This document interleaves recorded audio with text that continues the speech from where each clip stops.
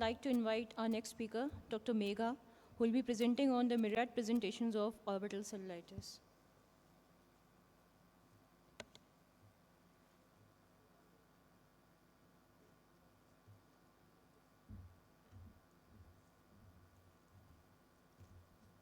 Good morning, everyone. I'm here to talk on the Myriad presentations of orbital cellulitis, and I'm Dr. Megha SUGUNAN. So, orbital cellulitis commonly presents with proptosis, limitation of ocular motility, eyelid edema, erythema, pain, and chemosis, often with a history of recent upper respiratory tract infection. A clinical diagnosis is possible in most patients. A CT orbit with paranasal sinuses helps to confirm the diagnosis. We report 3 cases of orbital cellulitis which presented with diagnostic dilemmas. Case 1 was a 74 years old male. He had no non-comorbidities and he presented with redness, lid edema, itching and minimal pain in the left eye of 1 day duration. He had a history of lower respiratory tract infection with Pseudomonas aeruginosa for the previous 2 weeks and he was treated with oral antibiotics and the respiratory infection had subsided. On examination, he had a visual acuity of 618 and 624 which improved to 69 in both eyes. But on ocular motility examination, he had a -1 abduction restriction in the left eye. And the left eye had lid edema, hemorrhagic chemosis, nuclear sclerosis grade 3, and his pupils were brisk. Dilated fundus examination showed no disc edema. Right eye was normal except for a nuclear sclerosis of grade 3 to 4. We made a provisional diagnosis of angioneuritic edema in the left eye. Case 2 was a 21-year-old female with no non-comorbidities, and she presented with redness and watering in the left eye for 5 days, and then right eye for 3 days. Initially, the left eye was treated with topical antibiotic steroid combination eye drops, but 2 days later, she developed lid edema, headache, and pain on eye movement in the left eye, along with redness and watering in the right eye. On examination, her visual acuity was 6.6 in both eyes, with -1 abduction restriction in the left eye.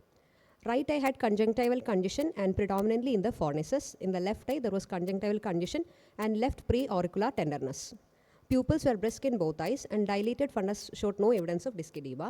A provisional diagnosis of viral conjunctivitis was made in both eyes. Case 3 was a 41 years old female. She had a past history of hypertension, hypothyroidism and ANCA-associated vasculitis with recurrent episcleritis, and she was on TAP hydroxychloroquine. She presented with chief complaints of redness, lid edema, pain on eye movements in right eye, and right-sided headache of 2 days duration. She was treated elsewhere with oral amoxicillin clavulanate, but there was no symptomatic improvement. On examination, she had visual acuity of 612 in both eyes, which improved to 69 with pinhole. On ocular examination, motility examination, she had -2 restriction in all directions of gaze in the right eye. And the right eye also had periorbital edema, diffuse conjunctival congestion with 360-degree chemosis, and pupils were brisk. Dilated fundus examination showed tortuous veins with internal limiting membrane folds in macula, and no evidence of disc edema or subretinal fluid in the right eye. Ultrasound B scan showed posterior scleral thickening with local effusion, but there was no T sign. Provisional diagnosis of posterior scleritis was made in the right eye. This is the clinical picture. None of our patients had any diminution of vision or proptosis or recent upper respiratory tract infection or fever. This is the case 2 and the case 3. But the CT orbit with PNS was ordered and it showed periorbital fat stranding in all the 3 patients, which were suggestive of orbital cellulitis. And the total count, except for the first patient, both the other 2 patients had leukocytosis with predominant neutrophilia. And surprisingly, none of the patients had evidence of any paranasal sinusitis on CT scan or even in diagnostic nasal endoscopy. The treatment in all the 3 patients, initial diagnosis revised to orbital cellulitis following this investigation, and all the 3 patients respond to intravenous antibiotics covering gram-positive, gram-negative, and anaerobic organisms. So a conclusion is that orbital cellulitis is an ophthalmic emergency. It may present with atypical presentations mimic as potentially less severe ocular pathologies. So a CT orbit with paranasal sinuses can help to cleanse the diagnosis of orbital cellulitis in such situations. Thank you. Thank you, Dr. Megha. You said that none of your patients had proptosis. No, none of the patients had proptosis, ma'am. Then how you are calling it orbital cellulitis? Because that is one of the important signs when we, differentiate orbital cellulitis from preseptal. That is the thing we look for. Yeah, ma'am. That is what, because only but in all these 3 patients, the CT had predominant that fat stranding was present, probably in the periorbital fat inflammation. That is why we made the diagnosis like that. And So they that had will be preseptal cellulitis then.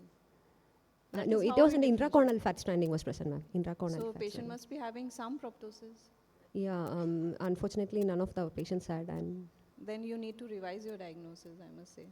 sorry. And ma'am, posterior scleritis is not orbital cellulitis. In orbital cellulitis, you can get posterior scleritis, but posterior scleritis is something, it's a different entity.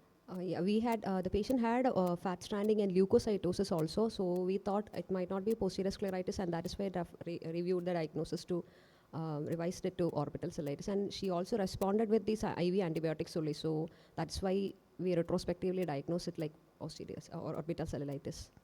Okay. Any other question? How did you make the diagnosis of viral conjunctivitis in a patient who has extraocular movement limitation, which is painful? Actually, The she provisional had diagnosis yeah, itself yeah, ma'am. is- Initially, it was thought like viral conjunctivitis, but because she had symptoms also developing in the other eye with conjunctival congestion, watering, redness, and all. That is why we thought, because bilaterally it was unlikely to get orbital cellulitis. So it was initially thought like viral conjunctivitis. Maybe it could have been a complication of adenoviral conjunctivitis to develop the orbital cellulitis in left eye. Probably that way. It's quite unlikely, but Yeah. even the first diagnosis of angioneurotic edema which you made with the restriction of eye movement, that is also questionable. Have you in the review of literature, have you found out that apart from the fat stranding, and which was also minimal in your intraconal Yeah. space, what are the other findings of CT or in CT orbit and paranasal sinuses in cases of orbital cellulitis, since there was no proptosis at all? Yeah, usually clinically? there would be some extraocular muscle edema that Hmm. that usually would be present, but these patients didn't have any. So I believe there is a not corroborating completely with the diagnosis of orbital Yeah, cellulitis. yeah. Then Since- also, but in fact, all these patients responded to IV antibiotics also. That is why we were also thinking on the line of orbital cellulitis, ma'am. Okay. Thanks. Thanks.